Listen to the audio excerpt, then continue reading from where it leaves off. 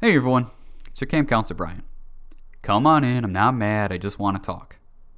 Look, I don't know what you were thinking when you decided to listen to A Day Remembers' new album, but oh boy were you making a mistake. And so was I, just like when I was your age and my camp counselors told me to stay out of Wildebeest Gorge, but me and my friends went there anyway, and I had to watch half my fellow campers get trampled to death by wildebeest. The nightmares. But the album, so grab a big old cup of disappointment. Let's get into the first negative merit badge review.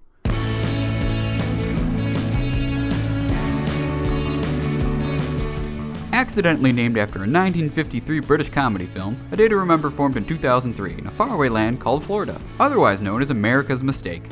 What wasn't a mistake was when they decided to mix the lyrical themes and vocal tones of pop punk with the heavy breakdowns and screams of metalcore. It's Blink-182 PB Jade with Killswitch Engage. What's not to love? Popularized and allegedly invented by the band New Found Glory, the word most people use to describe the sound is easycore. So these five guys didn't invent the sound, but just like when Elvis popularized rock and roll, A Day to Remember came in and took the genre to new heights, minus the cultural appropriation.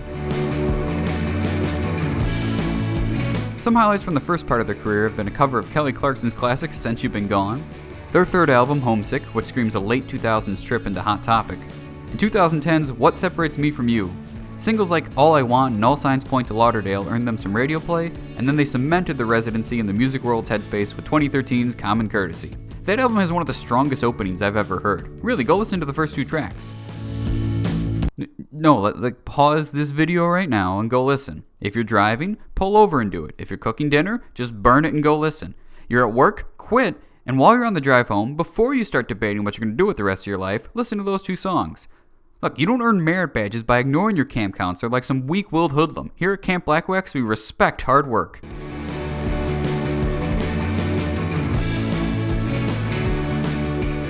Also, 2016 saw the release of their sixth record, Bad Vibrations, and it did well too. But then they stopped putting out music for 5 years. It's been a long wait, and now they're back, more full of glee than ever. No, really, vocalist Jeremy McKinnon called this a happier record.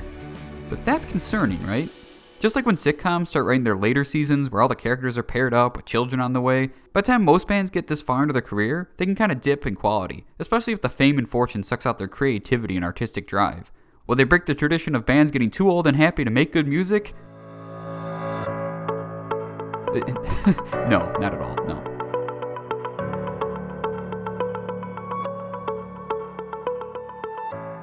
March 5th, 2021 is the day that Don McLean was singing about American Pie, and like the music died and all that. And so A Day to Remember prepared themselves by creating the Infinity Gauntlet of 2021 albums, gathered the 6 Infinity singles, and got ready to snap their fingers by releasing You're Welcome. This album really is not great. But thank God Adult Mom stepped in like Tony Stark and saved the auditory art form for us all when they released their third album, Driver, on the same day. Actually, you know what? Go listen to that album instead. It's like choosing Portillo's over McDonald's. But if we must, You're Welcome is A Day to Remember's first album to be put out on the label Fueled by Ramen, and also their first record to just plain suck. Look, I love this band. The acoustic version of Another Song About the Weekend is on my weekly rotation. I smile every time Right Back At It Again ends with the band singing the word bitch in perfect harmony. And of course I drum my steering wheel when The Downfall of Us All comes on. But the biggest of oofs, guys, what happened?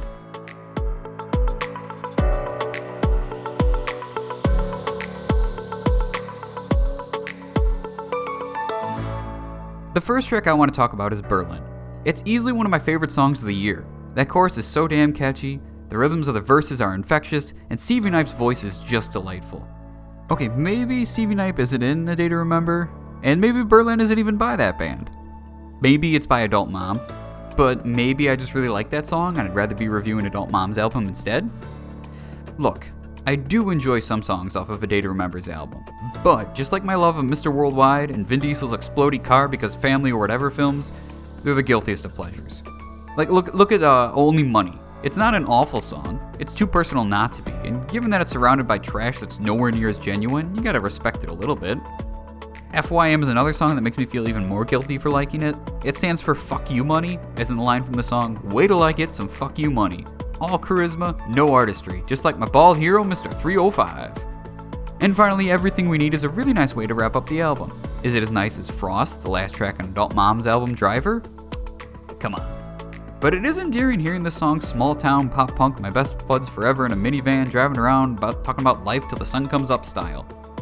That said, they also played it on an acoustic record called Live at the Audio Compound that came out in January, and that version is easily more enjoyable.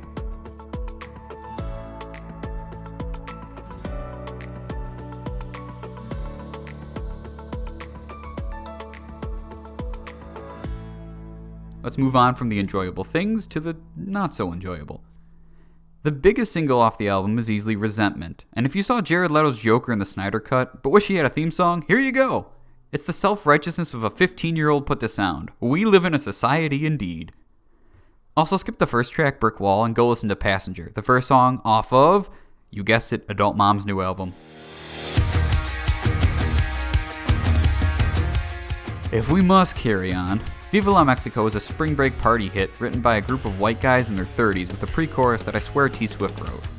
They even have the line, "Here in the moment I feel at home, what it is to be young." Whew.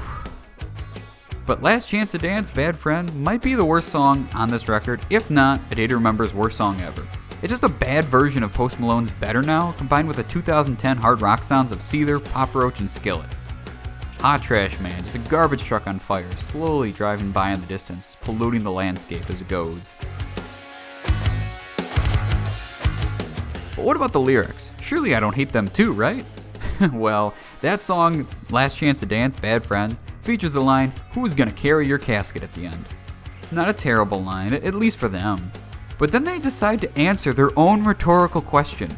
No one will carry your casket, they let us know, as if the listener sat there eating crayons wondering, who will carry their casket, A Day to Remember? Please let me know while I debate if green tastes better than orange. It doesn't, but everybody knows the black crayon tastes the best. Anyways, not all the lyrics are bad, I'll be honest. High Diving might have some missteps, but I enjoy the sentiment of it. It's a song all about giving yourself a break when times are tough, and they sure picked a good time to put that one out, right? Now the album cover, this is gonna be fun, let's get into that. I love the suburban look of it. The centerpiece sedan that you can look at and just immediately feel like you're back in high school, stuffed in the back seat with a couple of your friends, ready to head out on the weekend without a care in the world. Oh, oops, nope, that's Driver by Adult Mom's album cover. The Day to Remember one, who cares? It's really bad. You saw it when you clicked on the thumbnail for this video. It's so bad. It's bad. Now maybe you're a fan of A Day to Remember, maybe you're even a little upset with me for being a little too rude to them. After all, Lord knows I couldn't write 46 minutes of music in any genre, let alone create a career stretching across decades and the globe to boot. And sure, you're right, but go listen to their older stuff again. Even listen to the studio album right before this one, Bad Vibrations. I went back just to listen to a few songs to compare it, and I ended up listening to the whole thing. Look, they've been able to consistently be themselves, release after release, year after year, decade after decade at this point. So why was it so hard to make something that was halfway decent in 2021? I mean, they did. That live acoustic album I mentioned earlier is really worth the 32 minutes it takes to listen. But if you do enjoy this record, please let me know. And I sincerely mean that. I genuinely mean that. I would love to know why people like this record. Also, if you're new to the band and this genre, please don't start here. 2009's Homesick is easily the best place to start your journey, as are bands like 4 Year Strong, Direct Hit, and French Masters' Chunk. No, Captain Chunk. They got a new album coming out soon that has to be better than this garbage.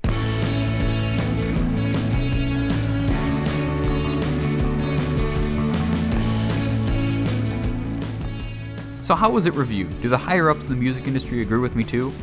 Well, NME writer Ali Shuttler agreed and gave it 2 out of 5 stars. They said it feels like the band are doing their best to come up with enemies to sing about. Paul Brown at Wall of Sound also didn't like it and gave it 5.5 out of 10. He wrote, "Your Welcome has so much potential for A Day to Remember to deliver new sounds and styles that unite fans together. Unfortunately, it comes across like a forced rush job that is received like an unwanted gift from a passive-aggressive family member who follows it up with, 'You're welcome,' when you're not quick to show appreciation."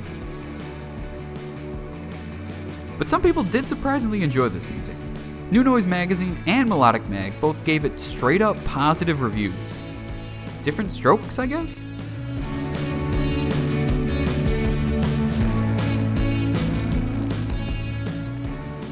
Now, here's the most important part. Do I recommend it? No, not at all. I listened to this album twice and never again. Do you remember when 21 Pilots took the world by storm in the time span of a few months and Blurryface was everywhere? Right around 2015 and they were headlining Lollapalooza and all that. Do you remember their phenomenal follow-up to that record? Of course you don't, because Trench was a trash album, and this record has the same vibe. It's like the Guardians of the Galaxy poster and trailer. You remember when they first announced that movie and they were like, "You're welcome," and then it came out and delivered? This is the exact opposite. And if you want to waste your money on the vinyl record for this album, there's like 10 different variants, which I like colored albums, but this album is prettier to look at than to listen. But the link for that is in the description below if you're so inclined.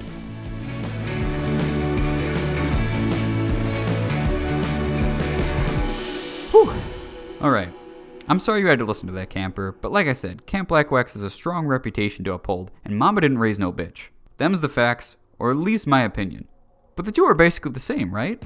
And look, I promise the next review is going to be so much more positive. I won't even hide it, I'm too excited. AJR is releasing their third album, OK Orchestra, on March 26th, and I am pumped. So grab your sleeping bag and head off to sleep. Today has certainly been a day to forget.